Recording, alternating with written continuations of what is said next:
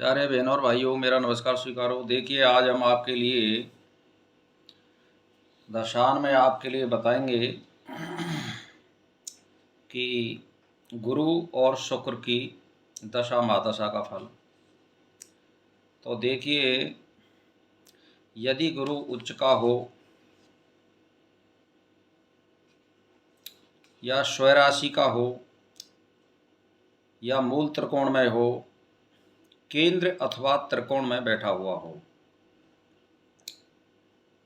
इसी प्रकार शुक्र भी स्वराशि का हो या उच्च राशि का हो और केंद्र या त्रिकोण में बैठा हो, और शुक्र जो है 12वें भाव में भी लगभग सही फल देता है। तो इसी प्रकार से इनको देखना है ये क्या फल देती हैं, क्या नहीं देती हैं। तो मान के चलिए इनके फल में हम देखेंगे कि जैसे मान के चलिए गुरु है, ये गुरु अच्छा फल देने वाला है। पूर्ण बली गुरु की दशा जातक को राज में सम्मान दिलाती है, उसके स्वास्थ्य में असाधारण वृद्धि करती है, चेहरे की क्रांति बढ़ाती है। यह दशा धन लाभ करने के साथ साथ राज सुख, पुत्र सुख और शत्रु एवं रोग का नाश करती है। तो अब ये बात रही, जैसे मान के चलिए वो अष्टमेश हुआ और षष्ठ स्थान में बैठा है या व्यय हुआ अष्टम स्थान में बैठा है, तो इस प्रकार से ये जो है हानि देती है, अपमान देती है।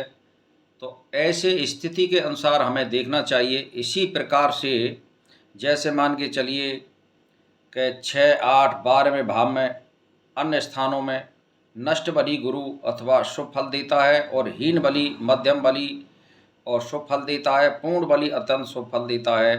6, 8, 12वें स्थानों में उत्तम बली गुरु भी पूर्ण रूप से शुभ फल नहीं देता है। यानी इन स्थानों में अगर बैठता है 6, 8, 12 में, तो वो पूर्ण बली हो तब भी वो शुभ फल नहीं देगा। यानी वो स्वराशि का हो या उच्च का हो तब भी वो पूर्ण फल नहीं देता है। इसी प्रकार शुक्र का है। जैसे शुक्र मान के चलिए कि 6, 8, 12 में स्थानों में नष्ट बली होने पर भी शुभ फल देता है, लेकिन हीन बली मध्यम और मध्यम बली शुभ फल देता है। शुभ उत्तम बली अत्यंत शुभ फल देता है। 6, 8, 12 स्थानों में शुभ होने पर भी अशुभ फल देता है। यानी कहने का मतलब ये 6, 8, 12 स्थान में बैठ करके कोई भी ग्रह शुभ फल नहीं दे सकता है, यह मान के चलिए आप। तो इसीलिए हमको ये देखना है कि किस प्रकार से, जैसे मान के चलिए शुक्र स्वराशि का है या उच्च राशि का है, तो और केंद्र या त्रिकोण में है, तो नए मकान का योग बनता है, वाहन का योग बनता है और पत्नी का सुख प्राप्त होता है। इसमें ब्याह वगैरह, आंचल वगैरह होते हैं, या नए वाहनों का हमें सौभाग्य प्राप्त होता है।